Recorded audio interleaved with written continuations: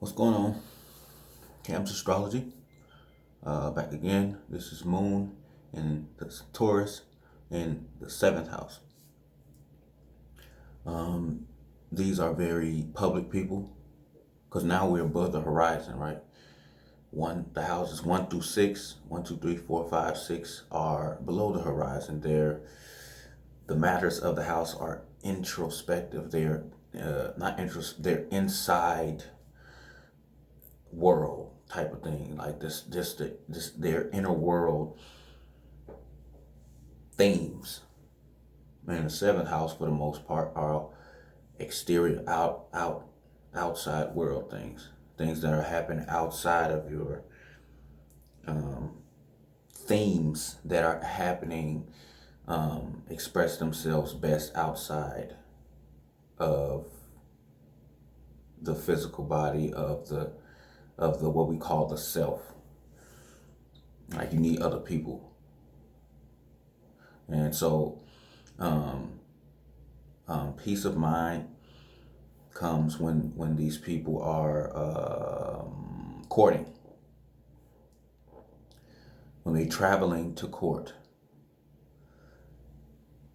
when when they want to expand their horizon, and they do so by forming relationships with intimate relationships or one-to-one relationships with other people or to the masses of people. Remember I said this is one-to-one relationships and one-to-many, as if the many are one.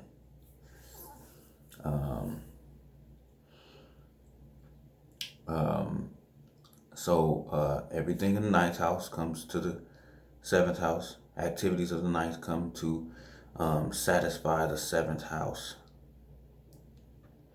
And so that means expansion of your horizon. Expand the horizon, whether mentally or physically, to travel, to expand somehow, to make wider, to make more known, to grow, to learn, those things. And it's the house of other people's cultures, beliefs, morals, ethics, philosophy. And then the seventh house is courtship, is marriage. Remember, it's fame, because we're dealing with everybody else.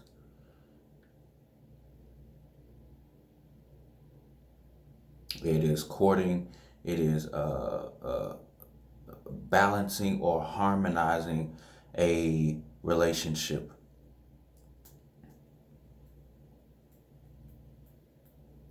And you via the mind, via the emotions.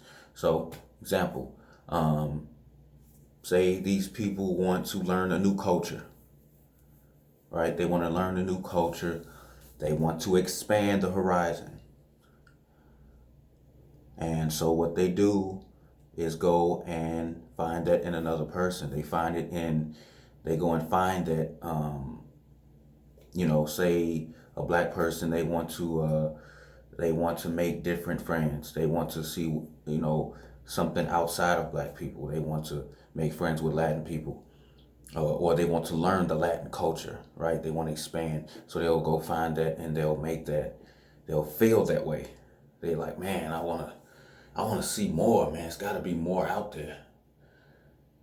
And then something in them, it'll cross their mind, or they feel like they want to go, something happen to where they have the emotional response, the moon, and then they go and that emotion evokes them to form a relationship with somebody who is either of that culture or knows it or practices it, or they just identify with it. And then so they make friends with those people.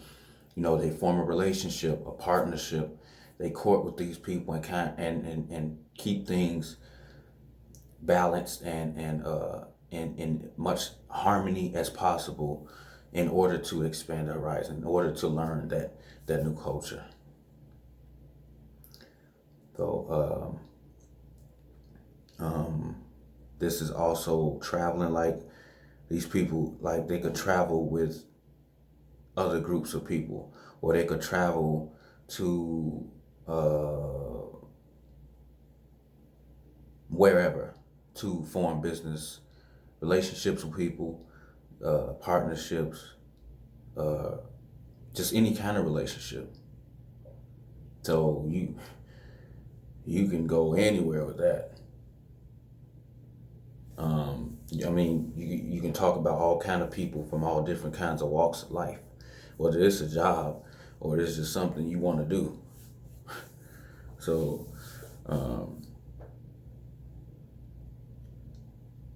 the emotions are, again, they're very stable. It's hard to say bad things about this. It's just that remember that you have been blessed with this exalted moon. That's what I feel like. Like you people who have moon and Taurus are blessed. I mean, we're all blessed, but man, and especially in this world, I would love to have a level-headed mind and emotions to where I'm in control and I know how to, if I'm getting emotional or somebody is trying to get me emotional out of my element or off my equilibrium, get me all, I know how to control it. That's why I say it's an excellent placement. So those stable emotions express themselves mostly through when they're involving, when they're interacting, or when they're like with other people. Their emotions come out the most. Now, I'm not saying like when they're by themselves, they're just not, because moon is aspect in the first house. So when these people are not with other people, then they have to, emote and feel and get their emotions out on their own. But primarily, yes, through other people. That's what this is where the moon is. With other people in their relation, when they're in a relationship, when they're with that other significant person, when they're with a partner, when they are actively courting, when things are out of harmony, they have to bring it back in harmony. That's when the emotions comes out the most, and it's usually pretty level-headed.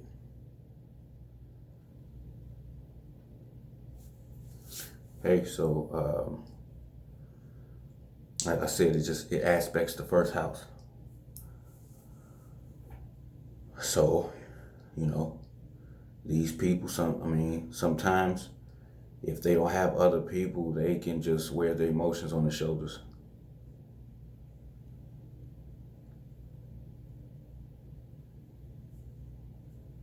Everybody has emotions. You got to get them out. And, this is another Kendra house. Kendra. It says it's a pillar house. It's a house you cannot have the rest of the chart without these two, the first and the seventh. So it's going to be very prominent. That's what they mean by prominent in your chart. If it's in one of these houses or just like in your face, that energy, that planet is like in your face kind of thing. And you saw this a lot in your mother. You saw her emotions come out when she was with either when she was with her husband or wife or boyfriend, girlfriend, whatever. She was this way as well, and you must have witnessed this, and you pick this up. This is where it comes from. This is how it happens. It grows in your subconscious mind, because emotional responses, that's where they sit in your subconscious mind. And from a young age, like I said, you saw this in your mother or motherly figures, and without even knowing it when you were little, or whenever this cultivating happened, you didn't know what was going on, and now you're the same. You emote. Your emotional character is the same. That's why we say it's the mother. If y'all never knew the backstory, well, why is it the mother? Why does that happen? You know. So if you have this, this is a Raj Yoga. In Vedic astrology, remember I said when gang to the houses go in the first, fifth, or ninth, which are Trikona houses, Trikona, Trikona. This forms a Raj Yoga. Raj Yoga, I don't know a million things about it, but I know it denotes fame, power, wealth, I think status. I have to go deeper into it, but